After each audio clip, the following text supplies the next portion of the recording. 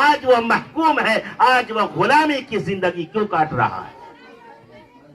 یہ حالات میں نے پیدا کیے ہیں, یہ حالات میں نے بنا ہے دوستو. اللہ کے نبی علیہ السلام کی ایک حدیث میں نے آپ کے سامنے میں تلاوت, وقت زیادہ میں آپ کا نہیں لوں گا, بہت مختصر بات کر رہا ہوں. اللہ کے نبی نے فرمایا الدنیا کلھا متاع, یہ ساری دنیا اللہ تعالیٰ نے ایک نعمت بنائی,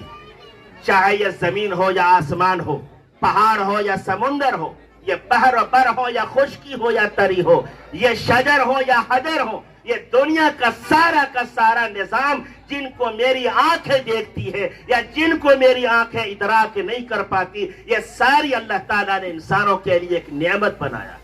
الدنیا کلھا متاع, اللہ نے ساری دنیا کو انسانوں کے لیے ایک نعمت بنائی,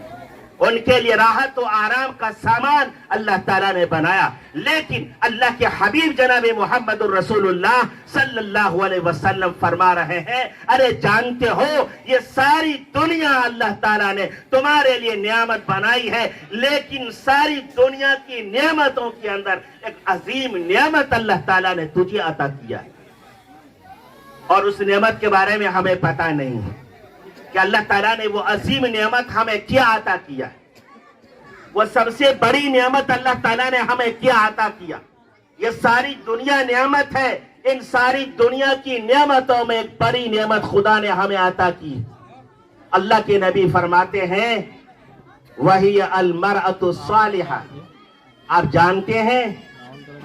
دنیا کی ساری نعمتوں میں سب سے عظیم نعمت اگر خدا نے کسی کو دی ہے تو وہ نیک بیوی. اگر کسی کو دنیا میں نیک بیوی مل گئی تو یارو سمجھ لینا کہ تجھے دنیا کے اندر خدا نے جنت عطا فرما دی. ارے نیک بیوی وہ ہوتی ہے جو سنت و شریعت کی پابند ہوتی ہے, جو نمازوں کا اہتمام کرنے والی ہوتی, جو قرآن کی تلاوت کرنے والی ہوتی ہے, جو نبی کی سنتوں کو زندہ کرنے والی, جو مصلوں پہ سوار ہو کر اللہ کے سامنے میں سجدہ ریز ہونے والی, آنکھوں سے گرم آنسو گرانے والی, وہ نیک بیوی کی مثال ہوا کرتی ہے. اگر کسی کو خدا نے ایسی صفت والی بیوی عطا فرما دی تو یارو سمجھنا کہ خدا نے تجھے دنیا میں جنت دے دی. آج ہم لوگ تلاش کرتے ہیں کون سی بیوی کو جو بہت بڑی صاحب ثروت ہو,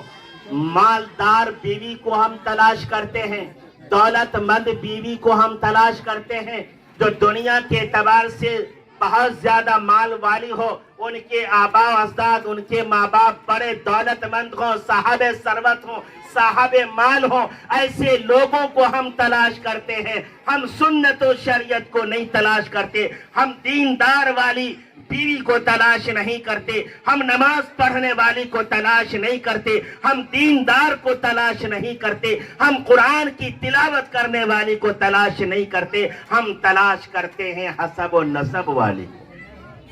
ہم تلاش کرتے ہیں مال والی کو.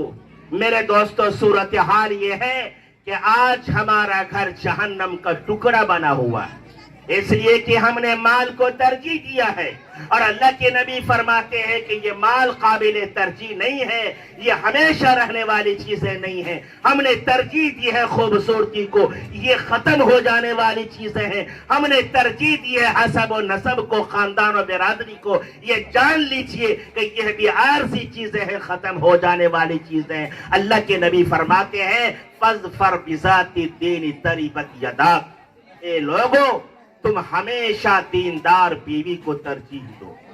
چاہے وہ جھونپڑی میں رہنے والی کیوں نہ ہو, چاہے ایک مزدور کی بیٹی کیوں نہیں ہو, چاہے ایک رکشہ چلانے والی کی بیٹی کیوں نہیں ہو, ایک جھونپڑی میں رہنے والے کی بیٹی کیوں نہیں ہو. تم دیکھو ان کی زندگی میں اگر صوم و صلات ہے, ان کی زندگی میں دینداری ہے, نبی کی سنت ہے, نبی کا طریقہ ہے, احکام الہی ان کی زندگی کے اندر پایا جاتا, تو ایسی بیوی کو ترجیح دو. اور ایسی بیویوں کے آنے سے تمہارے گھر کو اللہ تعالیٰ جنت کا ایک ٹکڑا بنا دے گا. ان کی نماز, ان کے صوم و صلات, ان کی قرآن کی تلاوتیں, ان کے ذکر و اذکار, ان کے اعمال حسنہ, ان کے اچھے اخلاق کی بنیاد پر اللہ تمہارے گھر کو رونق مثال بنا دے. ایک چمکتا ہوا ستارہ وہ تمہارا گھر بن جائے گا اگر نیک بیویاں تمہارے گھر کے اندر آ جاتی.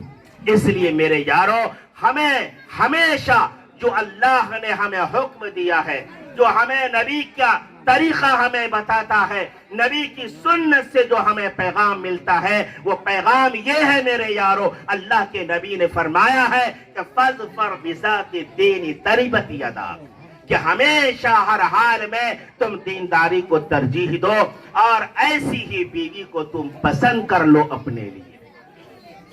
اس لیے میرے دوستو اللہ تبارک و تعالیٰ نے بھی قرآن کریم میں یہ جو قرآن کی تینوں آیتوں میں مسلسل ارشاد فرمایا کہ اپنے رب سے ڈرو. اس لیے فرمایا کہ شادی بیاہ کے موقعوں سے عام طور سے لوگوں کے اندر بہت زیادہ غلطیاں آج آ چکی ہیں, بہت زیادہ خرافات آج ہمارے معاشرے میں پیدا ہو چکے ہیں. اس لیے بار بار اس بات کی تلقین کی گئی ہے, بار بار اس بات کی تلقین کی گئی ہے اور بار بار تاکید کی گئی ہے کہ اے ایمان والو ڈرو اپنے رب سے. لہٰذا آج کے اس بابرکت مجلس میں, آج کی پربہار اور پرمسرت مجلس کے اندر, آج اس شادی کی اس تقریب کی مجلس کے اندر آپ جتنے بھی لوگ یہاں موجود ہیں, میں آپ سے ایک بات اور ایک پیغام آپ کو دینا میں چاہتا ہوں. وہ پیغام میرے دوستو یہ ہے کہ آج معاشرے کے اندر جس قدر آج پلیدگی آ چکی ہے, ابھی 9 دسمبر کو کٹیہار شہر کے اندر حضرت امیر شریعت مولانا احمد ولی فیصل رحمانی دامت برکاتہم العالیہ تشریف لائے. یہاں سے بھی بہت سارے احباب تشریف لے گئے تھے 9 دسمبر. حضرت نے اپنے بیان میں خصوصاً تاکید فرمایا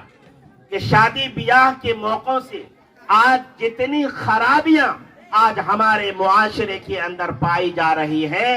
ان خرابیوں کی وجہ سے